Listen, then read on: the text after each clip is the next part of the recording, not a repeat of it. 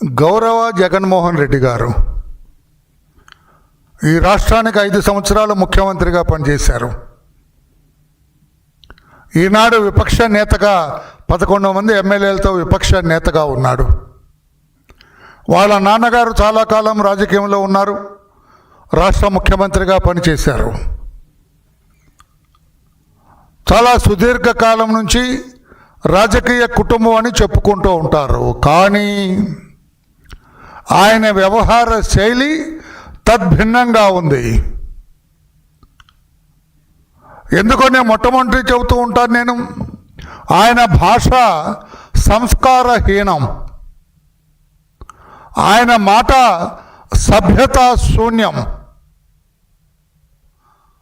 ఆయన మాట్లాడే తీరు జుగుప్సాకరం. సభ్యతా సంస్కారాలు కలిగిన వ్యక్తి రాజకీయ నాయకుడు అటువంటి భాష వాడరు. మరి ఇతను ఎలా రాజకీయ నాయకుడు అవుతాడు? ఎదుటి మనిషిని గౌరవంగా మాట్లాడటమే తెలియని ఒక అజ్ఞాని రాజకీయ నాయకుడు ఎలా అవుతాడు? నాకు అర్థం కాదు. అసలు పెద్దవాళ్ళతో మాట్లాడటం తెలీదు, తల్లిదండ్రులను గౌరవించటం తెలీదు, కుటుంబ సభ్యుల్ని గౌరవించటం ఆదరించటం తెలీదు, ప్రతిపక్ష నాయకుల్ని గౌరవించటం తెలీదు, వయసులో పెద్దవాళ్ళని ఆదరించడం తెలీదు. సభ్యత సంస్కారహీనం జగన్మోహన్ రెడ్డి గారి వాక్కులు అని చెప్పి నేను తెలియచేస్తున్నా. నేనంటున్నాను ఈ రోజున, my dear friend mister Jaganmohan Reddy, నిన్ను పెంచటంలో, నిన్ను తమ కుమారుడిగా తీర్చిదిద్దటంలో మీ నాన్న దివంగత రాజశేఖర రెడ్డి గారు, మీ అమ్మ విజయమ్మ గారు పూర్తిగా విఫలమయ్యారు అని నేను అంటున్నాను. నేనేమి బిడియబట్టలేదు ఆ మాట చెప్పటానికి, కనపడుతుందిగా. అరే నీ దుంపదగా, మీ నాన్న వయసు నారా చంద్రబాబు నాయుడు గారిది, మీకు రాజకీయ ప్రత్యర్థి అవ్వచ్చు, రాజకీయంగా మిమ్మల్ని విభేదిస్తూ ఉండొచ్చు, కానీ మీరు మాట్లాడే మాట ఏంటా? వెళ్ళి బావిలో దూకమని అంటాడు. బుద్ధి ఉన్నవాడు, ఇంగిత జ్ఞానం ఉన్నవాడు ఎవరైనా మాట్లాడు. నిన్నే 24 గంటలు కూడా అవలా ఆయన ప్రెస్ మీట్ పెట్టి చంద్రబాబు నాయుడు గారు, అచ్చెన్నాయుడు గారు, పవన్ కళ్యాణ్ గారు వెళ్ళి బావిలో దూకమను. ఎవరైనా అంటారు శాపనార్థాలు పెడతావా? ఏదో నీళ్ళ దగ్గర కొట్టుకునే అనొచ్చా? నీళ్ళ దగ్గర పంపుల దగ్గర కొట్టుకునే మహిళలు బిందె ప్లాస్టిక్ బిందెలు ఒక్కొక్కటి ఇట్లా కొట్టుకుంటూ మాట్లాడతారు, అశ్లీల పదజాలాన్ని కూడా ఉపయోగిస్తూ ఉంటారు. నేను మహిళల్ని కించపరచాలని కాదమ్మా, అలా ఉంది నీ మాట. నీ మాట తీరు బాయిలో దూకంటే, నీకు ధైర్యం ఉంటే, దమ్ముంటే, నీకేమైనా రికార్డెడ్గా ఏదైనా ఆథెంటిసిటీ ఉంటే ప్రశ్నించు ప్రభుత్వాన్ని. బాయిలో నేను అడుగుతున్నాను, అక్క చెల్లి మీరు చెప్పండి, మీరు మహిళ కూడా ఉన్నారమ్మా చెప్పండి, అనొచ్చా బాయిలో దూకండి వెళ్ళి? ఏమిటి శాపనార్థాలు? వీళ్ళు పిల్లి శాపనార్థాలు పెట్టినట్టుంది, పిల్లి శాపాల్లాగా. ఎన్ని శాపనార్థాలు పెట్టినా నువ్వు ఎన్ని బావిలో దూకమని చంద్రబాబు నాయుడు గారిని, ఆయనే ముఖ్యమంత్రి, నువ్వు కాలేవు ముఖ్యమంత్రి. ఇక నువ్వు ఈ రకంగా నోటికొచ్చినట్లు మాట్లాడుతుంటే నువ్వు భవిష్యత్తులో ఏనాటికి అవలేవు ముఖ్యమంత్రివి. ఎవరు గౌరవించి నీకు ఓటేస్తారు? అరే వాడారు, ఆయన నోటికొచ్చినట్టు మాట్లాడతారు. చంద్రబాబు గారిని బావిలో దూకమన్నాడు చూడు, పవన్ కళ్యాణ్ బావిలో దూకమన్నాడు, అతను అచ్చెన్నాయుడు గారిని బావిలో దూకమని అతను రండి, నీకు ఎవరైనా ఓటేస్తారా? గౌరవంగా మాట్లాడాలా, సంస్కారయుతంగా ఉండాలి. ఒక చెంప కొడితే రెండో చెంప చూపించినట్లు ఉండాలి. మీరు క్రైస్తవ మతం అంటావు, నువ్వు బైబిల్ చదువుతానంటావు, నువ్వు క్రైస్తవ మతాన్ని పాటిస్తానంటే మీ దుంపతగా ఎప్పుడైనా బైబిల్ చదివారా మీరు? ఏమి చెప్పినాడు జీసస్ క్రైస్ట్? ఒక చెంప కొడితే రెండవ చెంప చూపించమంటే నీ వ్యవహార శైలి అంతా అట్లాగా ఉంది.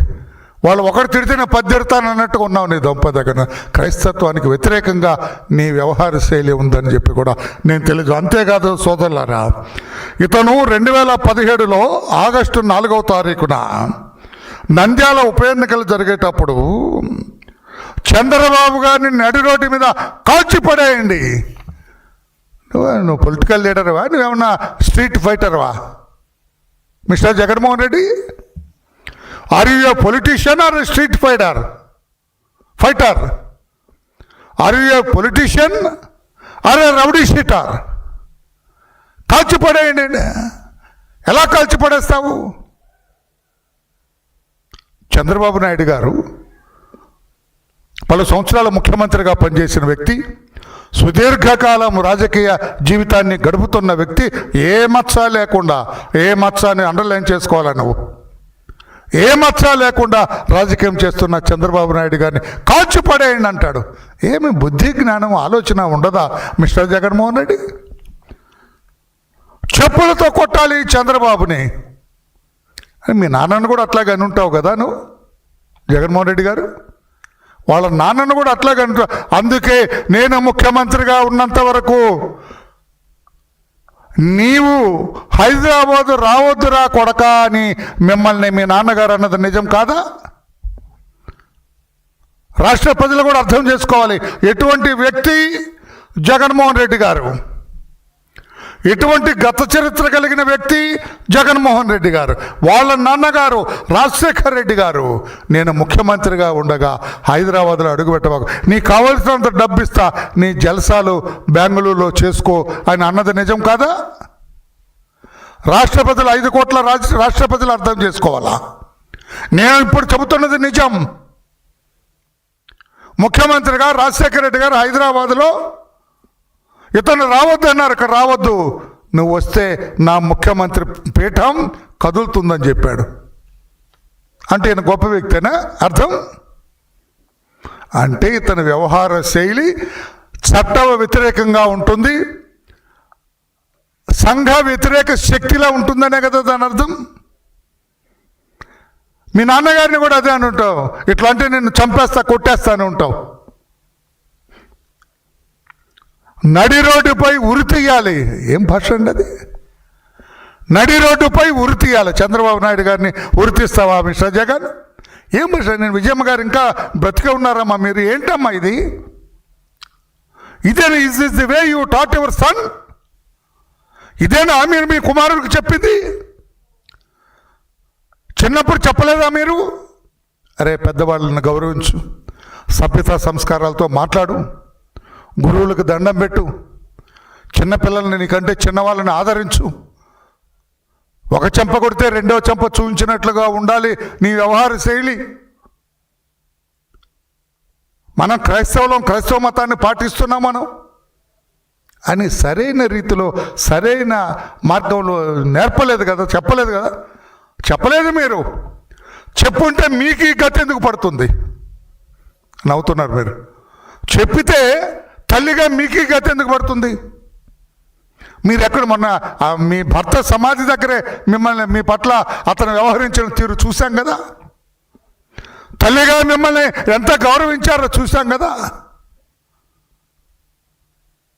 అటువంటి వ్యక్తి మీరు జగన్మోహన్ రెడ్డి గారు అని చెప్పి తెలియజేస్తున్నారు. చెల్లి, సొంత చెల్లి, సొంత తల్లి వేర్ ఇస్ షీ?